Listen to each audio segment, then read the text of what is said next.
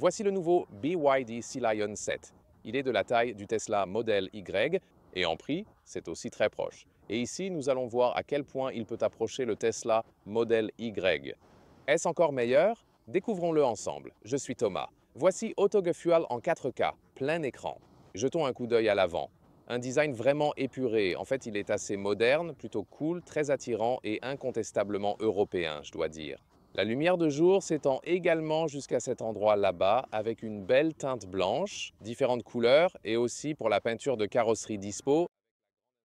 Nous allons également découvrir si le véhicule dispose d'un coffre avant aujourd'hui ou non. La longueur est de 4,83 m ou 190 pouces avec des roues de 19 ou 20 pouces. Voici les plus grandes roues de 20 pouces. Voyons aussi comment celle-ci se comporte en termes de confort. Et le BYD Sea Lion 7 est doté d'un amortissement sélectif de fréquence. C'est un mécanisme passif, mais cela permet quand même d'élargir l'écart entre confort et sportivité en matière d'amortissement. C'est fascinant. Aujourd'hui, nous avons testé sur l'autoroute allemande et roulé à grande vitesse. Il y a le modèle propulsion avec une accélération de 6,7 secondes. Mais ici, c'est le modèle intégral, un moteur paresseux avec une accélération de 4,5 secondes. La recharge dure 32 ou 24 minutes pour passer de 10 à 80% de charge pour les grandes batteries. Cette promesse offre également de très bonnes capacités de charge rapide à 200 kW en pic. Et de l'arrière, vous pouvez voir que c'est plus comme une silhouette de SUV coupé. C'est parfois confus avec les noms. Si vous regardez une critique BD Edit, attendez, dans mon marché, ce véhicule est différent. C'est tout à fait normal car ils emploient parfois les mêmes noms pour différents modèles sur divers marchés. C'est assez déroutant. Et ici, avec une structure stylée, segmentée ou en pointillé. Donc, j'aime vraiment le design. Et ici, l'accélération est affichée à l'arrière du modèle 4 roues motrices, 4 secondes et demie. Et vous pourriez dire, c'est peut-être un peu de frime. Mais d'un autre côté, je pense qu'il vaut mieux le présenter comme ça plutôt que, vous savez, comme Audi fait genre 45 TSI. Ça signifie quoi? Personne ne sait. Même eux ne le savent pas. Certains constructeurs ont, disons, des appellations vraiment bizarres pour leurs voitures qui ne semblent pas avoir de logique apparente. Alors pourquoi ne pas simplement les appeler telles qu'elles sont? Donc je pense que c'est tout à fait correct dans ce cas précis. Y a-t-il un frunk ou pas? Il y en a un et c'est en fait 60 litres. Donc vous pouvez y ranger un bon nombre de câbles ou même plus encore donc. C'est plutôt sympathique. Les clignotants à l'avant ont déjà ce style en cascade très élaboré. Alors, ça a l'air cool. C'est une belle nouvelle interprétation de celle-là, non? Et à l'arrière, oui, les indicateurs sont aussi en cascade. Donc, très belle signature ici, absolument. Beau détail du logo à l'intérieur des poignées de porte. Voilà le porte-clés. Franchement, celui-ci n'est pas vraiment mon préféré. Mais ici, les poignées de porte offrent un bon retour. Donc, quand vous les ouvrez, la sensation est extrêmement solide dans une catégorie haut de gamme. Le bruit de fermeture de porte est agréable. Vraiment solide aussi. Puis vérifions l'intérieur. Regardez ça, ici ça descend vraiment bas, donc ça protège la porte pour qu'elle reste propre. Puis ici, à l'intérieur des portes, tout est enveloppé pour les matériaux. C'est l'ouvre-porte ici d'ailleurs, agréable comme les leviers de fenêtre. Et descendons-les, voyez ici la double lamination, donc c'est bien. Juste ici, bien dense sur la partie inférieure. Cela pourrait utiliser du tissu ici, je dois dire. Ensuite, l'insigne de saut d'entrée juste ici. Et un volant avec ce design à branches ouvertes, mais de vrais boutons sur le volant en fait, donc c'est bien. Ici, vous réglez aussi le régulateur de vitesse. À droite, vous ajustez le volume sonore par exemple. Et voilà les sièges. C'est la finition supérieure, donc c'est en vrai peau d'animal. La finition inférieure aurait des sièges en simili-cuir, soit en gris, bleu ou en noir. Bien sûr, pour le volant, ils n'ont pas encore de matériaux alternatifs pour ça. Et là, bien sûr, Tesla est bien meilleur car ils sont alors totalement sans produits animaux. Ensuite, siège au plus bas, vous êtes assez haut. À 189, il reste de l'espace pour la tête. C'est bien. Et ici, la colonne de direction se règle manuellement en hauteur et en profondeur. Comparé à Tesla, celui-ci a l'avantage d'offrir un affichage tête haute intégré. Il a des instruments numériques ainsi qu'un écran. Et donc, une configuration plus classique est présente ici. Ensuite, vue d'ensemble du cockpit. écran super large de 15,6 pouces, soit horizontal, célèbre pour BYD. Vous pouvez également le mettre au format vertical comme ça, ce qui évidemment a l'air plutôt incroyable. Puis vous avez un éclairage d'ambiance que vous pouvez voir très bien la nuit. Bon matériau. Ça change tout le temps. Si tu préfères cela, moi je préférerais avoir une seule couleur, mais tu peux aussi choisir de mettre une couleur constante. Donc c'est juste une option en fait. Et puis tu as ici deux coussinets pour les téléphones. Le gauche est aussi avec recharge inductive 50 watts et également ventilé. Donc il reste frais, c'est juste bruyant. Puis vous avez un vrai levier de vitesse. Donc c'est bien d'avoir ça, super. Et ça résonne aussi très bien avec le reste de la qualité. Par exemple, tout comme galvanisé pour ce molletage en métal. Regarde, c'est pour les modes de conduite, à gauche pour la récupération. Les porte-gobelets sont adaptatifs ici et vous pouvez aussi appuyer sur ce bouton. Ensuite, ils remontent un peu plus pour s'adapter à la hauteur des bouteilles. Cependant, pour les installer, il vous faut vraiment une toute petite bouteille parce qu'ici, votre main ne rentre même pas dedans. Et ici, c'est doux pour le coude. Excellente qualité. Beaucoup plus d'espace en dessous, par exemple, aussi pour le sac à main de Léa ici. Ensuite, la boîte à gants. Alors, la qualité de l'intérieur est, oh oui, plus d'espace ici, et puis vous avez aussi les possibilités de chargement ici. Et cela est également bien couvert à l'intérieur ici avec de la microfibre. Je suis vraiment surpris. Jusqu'à présent, je le compare aussi par exemple au Xpeng G9 qui est bien plus cher. Disons que la qualité est comparable, Isofix, d'ailleurs ici aussi sur le siège avant, il faut le dire. Donc définitivement, oui, l'aspect sans animaux est meilleur avec Tesla, mais ici, vous sentez qu'ils ont plus le sens du détail. Vous savez, donc plus uniforme. Je dirais que cela a déjà quelques détails luxueux, oui. Et puis, bien sûr, l'interface utilisateur plus classique où vous avez tout ce à quoi vous êtes habitué dans, disons, les voitures classiques, pour ainsi dire. Ici, le contrôle du climat se trouve également sur l'écran. Par moment, j'ai le sentiment qu'il est nécessaire de le régler légèrement plus haut que ce que l'on devrait normalement faire. C'était très satisfaisant et la réactivité de l'écran était correcte. La fonction de pivotement est utile, surtout pour le GPS, car cela permet d'ajuster les choses ainsi. Et cela te donne une meilleure vue de l'endroit où tu te diriges avec le GPS. C'est un bon exemple d'une utilisation pratique de cette fonctionnalité. Voici un aperçu rapide de la conduite, car je veux te montrer des choses amusantes. Il y a ici un appareil qui observe mes mouvements et, lorsque je fais semblant d'être fatigué comme ça,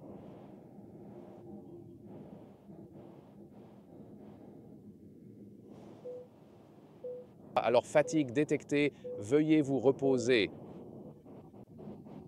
Point de vue du conducteur, encore une fois ici,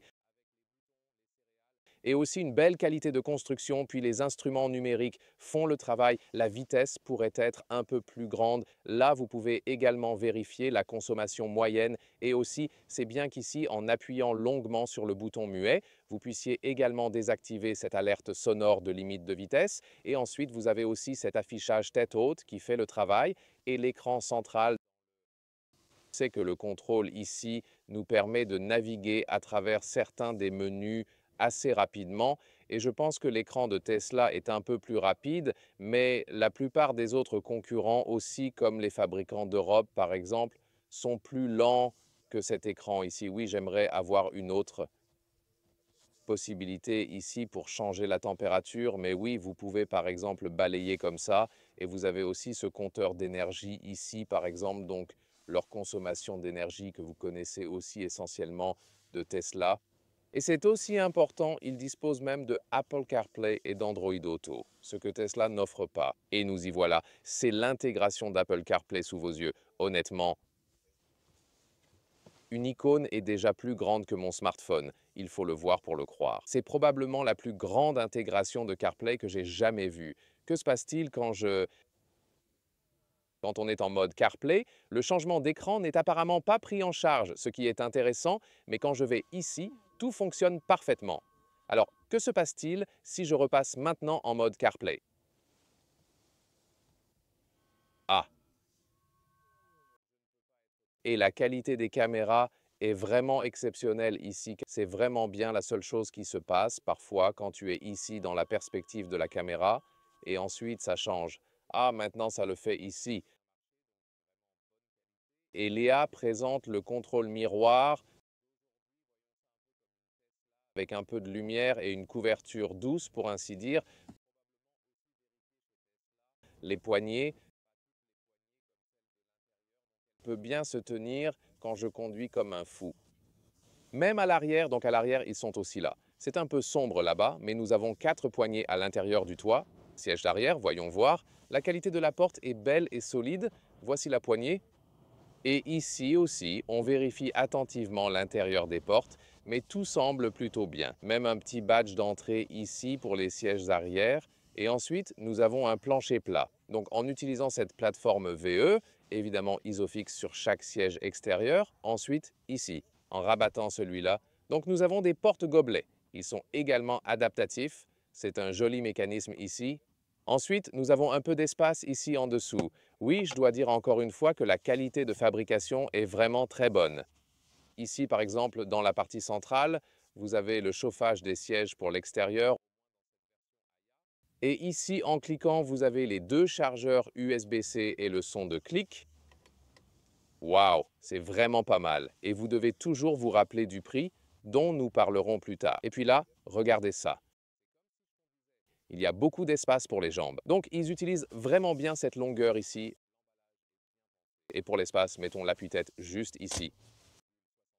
Il reste encore un peu de marge. Bien sûr, je peux aussi changer l'inclinaison du siège pour ça, mais je dois toujours passer par ici. Donc, c'est sûrement quelque chose que tu pourrais régler une fois pour toutes ou un truc comme ça, et pas constamment ou bien en conduisant. Mais en fait, c'est une position de conduite très décente et confortable. Et ce toit en verre panoramique ici, vous pouvez en voir toute l'ampleur. La grande différence, cependant, c'est qu'ici, vous pouvez peut-être toujours le voir, de sorte que ce que nous n'avons pas dans la Tesla, nous l'avons ici. Et c'est une ombre totale lorsque le soleil brille intensément, vraiment très ensoleillé. Donc c'est bien d'avoir cela pour bloquer le soleil. Ensuite, le coffre, bien sûr, à ion électrique, 520 litres. Regardons cela. Ici, il y a le couvercle supérieur, comme ça. Puis vous avez 1 mètre ou 40 pouces de largeur et la longueur ici. En fait, c'est à 1,5 m. Ce n'est pas trop haut ici à cause de ce style SUV coupé, mais celui-ci est à 66 cm. Et en dessous, voyons s'il y a peut-être d'autres espaces disponibles. Un joli mécanisme se trouve ici. C'est comme quand vous avez le seuil uniforme ici, mais vous pouvez aussi le placer à un niveau inférieur. Ensuite, vous avez un peu plus de hauteur, où vous pouvez aussi le retirer complètement. Celui-ci est un autre espace de rangement. Juste quelques trucs ici. Voilà. Et pour rabattre les sièges, je peux également atteindre ici, donc c'est possible. Voilà, c'est bon. Et ouais, cela nécessite un peu de force pour réussir à plier. Oui, absolument. Ensuite, il faut faire le tour pour l'aplatir complètement. Pourtant, je souhaite vérifier la longueur totale exacte.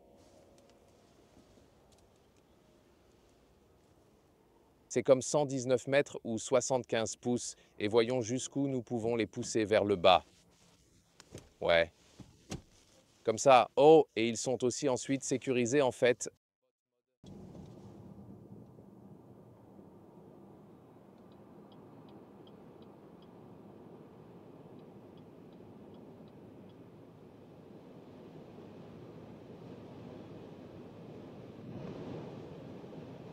C'était 50 km à l'heure à 180 km à l'heure du BYD Sea Lion 7. C'est bien. Ouais, mais vraiment très rapide, donc déjà super puissant si vous êtes à cette vitesse, donc à 120 km à l'heure, vous appuyez simplement et ça avance. Je veux dire que la M5 que nous venons d'avoir a, vous savez, plus de poussée à des vitesses plus élevées, c'est sûr, donc nous étions habitués à avoir la M5 ces 2 dernières semaines, donc c'est encore différent, mais je veux dire de bonnes performances et en même temps une livraison de puissance douce et calme. Et maintenant, c'est la vitesse typique sur autoroute à 130 km à l'heure. Et l'isolation phonique, peut-être un peu des rétroviseurs latéraux. Bien, nous avons les roues de 20 pouces ici.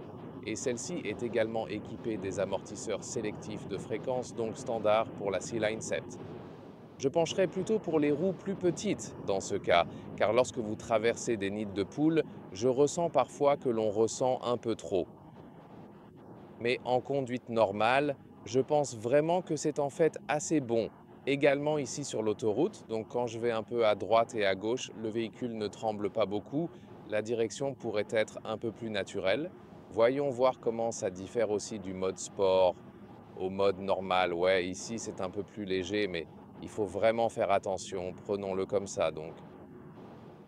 Il ne faut pas trop pousser le volant parce que c'est plus un peu comme un jeu vidéo, prenons-le comme ça. Donc on n'a pas un sentiment très naturel avec le volant un peu artificiel, mais les commandes sont déjà bien transmises.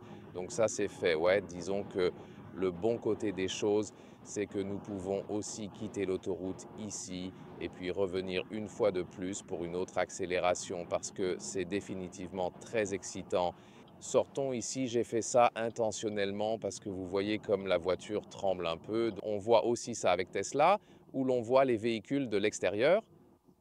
On les voit trembler parce que la suspension est vraiment rigide en fait, mais ce sont de très petites secousses rapides. Donc alors, à partir de 30 km/h, trouvons un endroit sûr pour entrer à nouveau.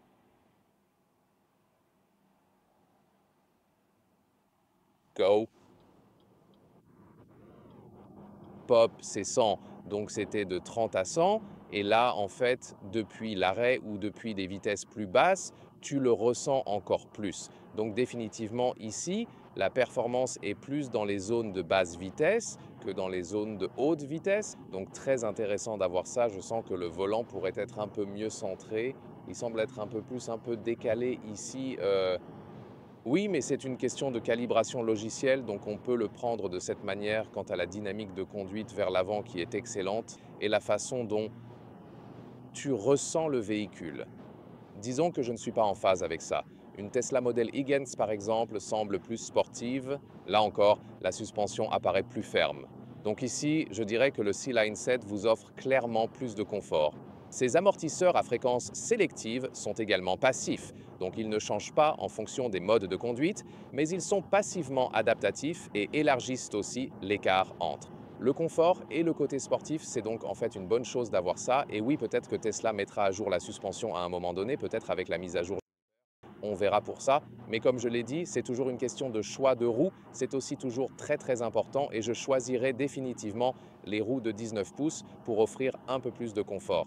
Les prix commencent ici en Allemagne à 48 000 € pour la propulsion avec la petite batterie et ensuite 59 000 € avec la transmission intégrale et une batterie un peu plus grande.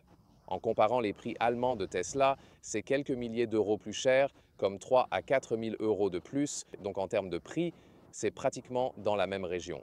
Après avoir conduit avec une bonne accélération, à grande vitesse et ainsi de suite, nous avons fait un autre test de consommation et avons davantage roulé à 100 km/h, 120 km/h, donc 60 à 70 miles par heure, et cela a donné une consommation de 21 kWh au 100 km, donc c'est un peu moins de 3 miles par kWh, pas si efficace honnêtement. Cela signifierait une autonomie réelle de plus de 400 km ou plus de 250 miles pour la grande batterie et un peu moins de 400 km ou un peu moins de 250 miles pour la plus petite batterie. Que pensez-vous du C-Line 7? Dites-le moi dans les commentaires et consultez nos autres concurrents.